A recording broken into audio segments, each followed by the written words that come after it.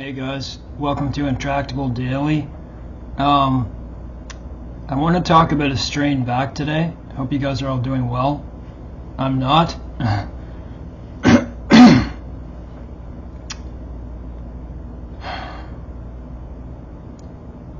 These are one of the more tougher videos that I find I have to make. Why? Because when you strain your back, so my back is, so I'm going to tell you what happened, what it feels like, and what I do about it. I'm agitated, I'm irritable in this because my back is the muscle is torn, right? And I'll say this in the beginning. Have you ever, I don't know if you've ever heard of this term, but I've read it in some research papers, people doing papers on intractable pain, and I have some of the most painful disorders known to man, the pain-suicide diseases, but I'm used to those. That doesn't make it any better, but when you add something on top of it that's acute, so this is an acute back tear, right? It tears. And so when you tear that muscle, you make new scar tissue, and you have to wait and you have to treat it to make sure, because if you keep doing things that are going to aggravate it, like lifting, doing push-ups, just aggravating things, then it's not going to heal properly, and what can happen is you can end up weaker because of that scar tissue. And you can end up more like rigid in your back. So imagine your muscle tears and it makes, just say it makes a crack or a hole, okay? Scar tissue goes over that and it tightens. That's just like scar tissue anywhere in the body. I have scar tissue in my spine called adhesive arachnoiditis, and it does that. So in this research paper I read, and this is what's happening to me. This is the second time I've torn my back. I just believe I retore the same thing. Called pain dementia. It's not a physiological thing. It's not real. Like, it doesn't really happen in the brain. But nevertheless, it's the same symptoms. You keep forgetting things. Your memory is horrible. And that's another reason why making these videos are tough. But I'm used to making videos, so if I get a panic attack or if I get like that, I just keep going through it. You know, like I've made so many videos in different conditions that, you know, like you feel like you're dying on camera. I feel like I'm dying right now. But it's not as bad as yesterday. So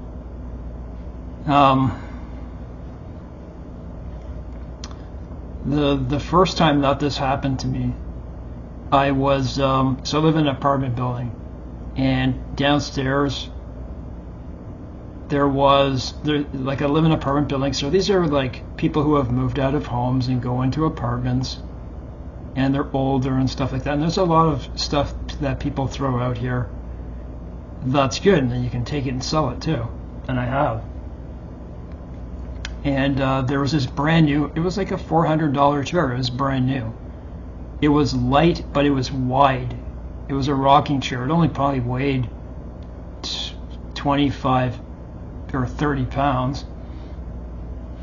But it was really wide, so I had to grab it in an awkward way. And I also saw a printer. People throw out a lot of printers here. You know, those printers are a dime a dozen, and they don't go for much. But anyway, so I took it and I put it on top of that. So there maybe I had, I don't know, maybe 50 pounds.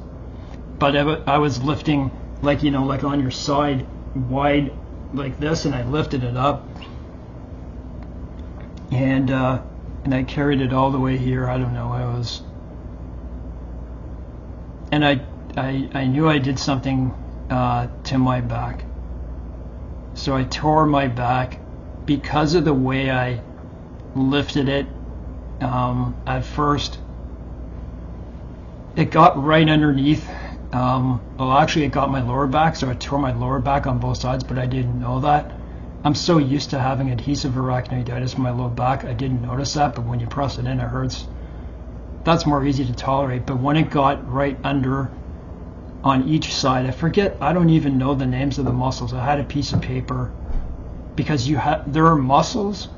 When you try to figure out what muscle is being torn, good luck, because I just knew what were the major muscles that connect to the spine, like right on the sides, like the thick muscles that go up, like right in there.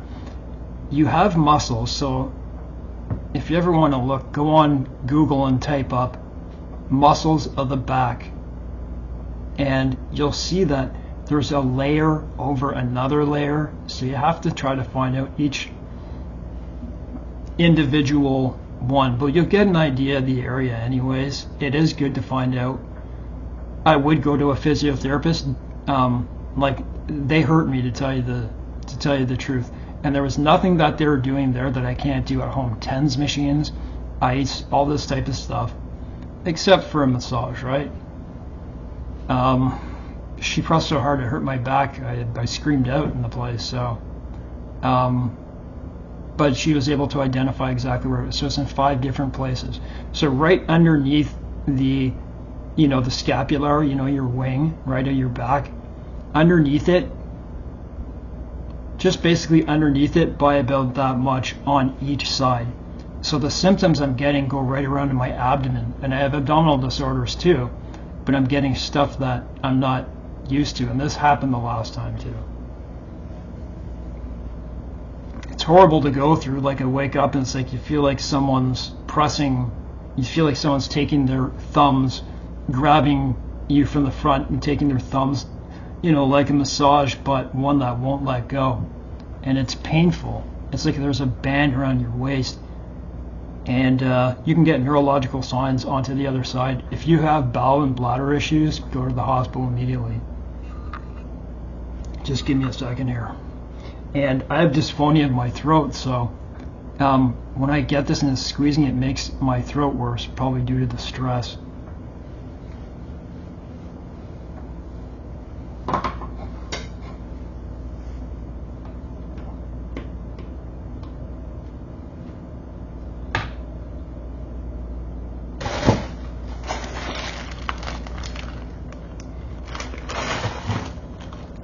Ice. Ice, baby.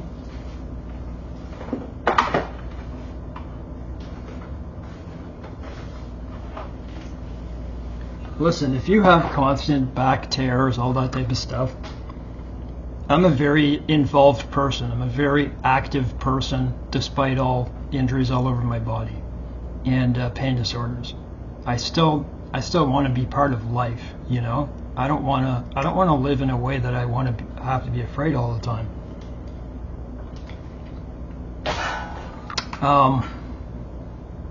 One of my friends, I saw them with their back pain, and they had a TENS machine. And I thought, why not? And it really helps. It does.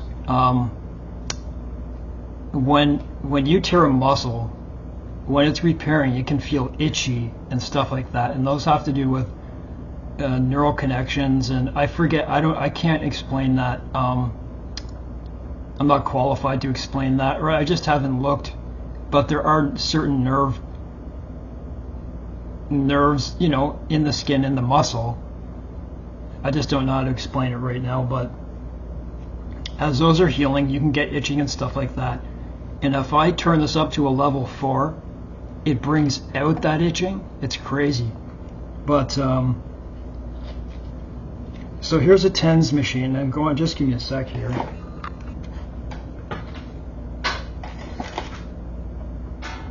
Okay, so there it is. Listen, it's like $40. The machine, there's probably a lithium battery. It lasts a long time. You just plug it into your computer or whatever charging device, it goes forever.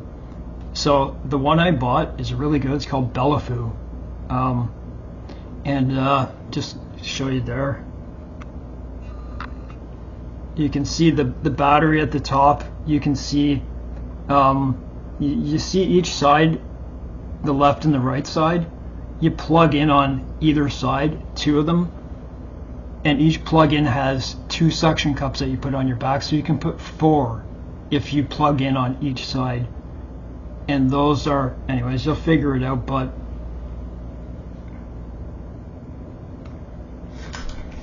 if you're that bad, invest in a TENS machine, because the last time I tore my back, it really helped. So that's how I tore my back the last time. So it's just Bellafu. You'll go on Amazon, you'll see Bellafu, and just look for the most sold one. So just look for bestseller. They're really good products. So I wanted to do this. I forget if I did this video, but this is more. There's a lot more included in this one. So I got over that last one. It took about 5 months. You say, why 5 months? Well, you know, if you rest your back properly, you can get better in a few days. You can get better in a week or a month. What do you do though when you live alone and you have a lot of different things? I have to do my laundry. I have to clean out my rabbit's cage. There's a lot of stuff involved with that. You know, I have to do my floors. I have to do all that stuff. I gotta go out, do my, you know what I mean, right? Plus, I do a workout every single morning. Every single morning. I never miss it. And the last time I did this, do not do push-ups, okay? But don't be still either. And that's just it. So the last time I made a bad mistake. When you live alone, listen, I weigh 125 pounds. Solid muscle though. No, but because I lost a lot of weight because of my abdominal disorders, and probably due to pain as well. So when you live alone, you got to keep strong. And every day I do just push-ups. I do other stuff too, but push-ups I do about 40 push-ups every single day, and that was just making it worse. It was just making it worse. So don't do that. What I do now is, yeah, I'll still get on the ground. I'll do like a half push-up, but just enough that it doesn't aggravate it. That's what I do. Pardon me a sec, guys. Got to get out of the screen. It's my back and my abdomen. I just can't stay in one spot.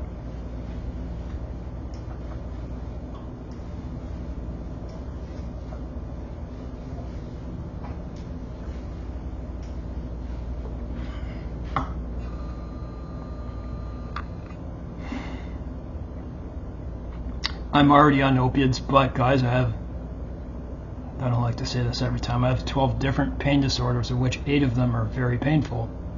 So if you may have to take an anti-inflammatory. I don't think an anti-inflammatory solves your issue. It just helps the healing process. It doesn't heal your back. So you might be looking at like an NSAID. I wouldn't take an NSAID for too long though. Strained back, maybe diclofenac or something like that. I don't like suggesting drugs, but I can understand not having something and doing that, bed rest. But make sure you're moving around. That's it. Just make sure you're going for, and it depends. If it's your upper back, go walk around as far as you want. If it's your lower back, so I have lower and upper, just be careful. That's all I can say. So the second time, so it healed about 3 months ago, 3.5 months ago. And this second time, I lifted up something much too heavy. And it was probably within a day. This is probably about day 6. Yesterday was really, really bad. Like I'll go to bed and I'll wake up in the morning and I'll look around and I'm like, oh, I didn't do that, or I didn't do that. Things I'm used to, like I didn't set that out, or I didn't do this. That's what I mean about pain dementia. You just forget about everything. It's about equal to the last time. You just want it to go away, right? So what do I do? Just give me a sec. I'm trying to eat and make a deadline here at the same time.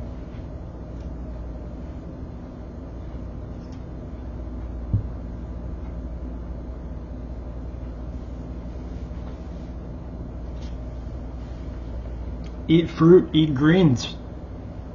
Eat things that are anti-inflammatory. Eat an orange, eat blueberries. Eat protein. Eat fish.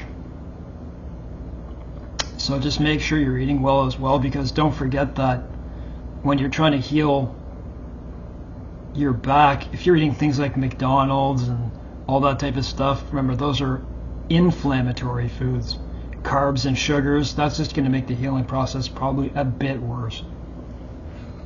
Oh, the hell was that?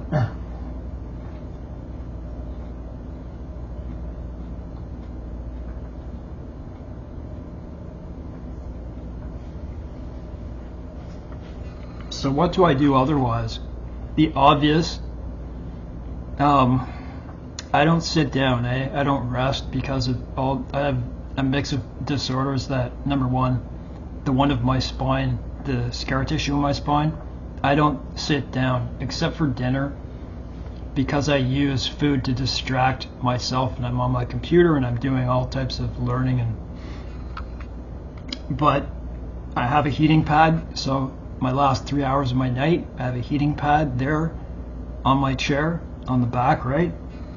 But in the daytime, I'll take like a bag of corn, whatever it is, ice, put on your back. Don't shock your back too much though with cold, because it can make the process a little bit worse. You're not supposed to shock yourself with straight up ice.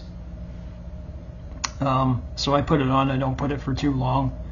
I'll ice it maybe 3 or 4 times for a number of minutes, and then I'll switch to like maybe a TENS machine or something like that.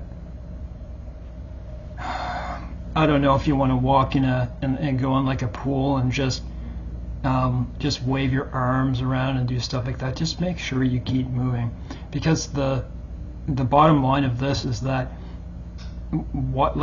okay, so let's say the first week you feel horrible, but then it starts getting a bit better. When it starts getting better, and also when it gets to the point where you don't really feel it anymore, start to do things really slowly, because you want to rebuild that so you don't lose strength.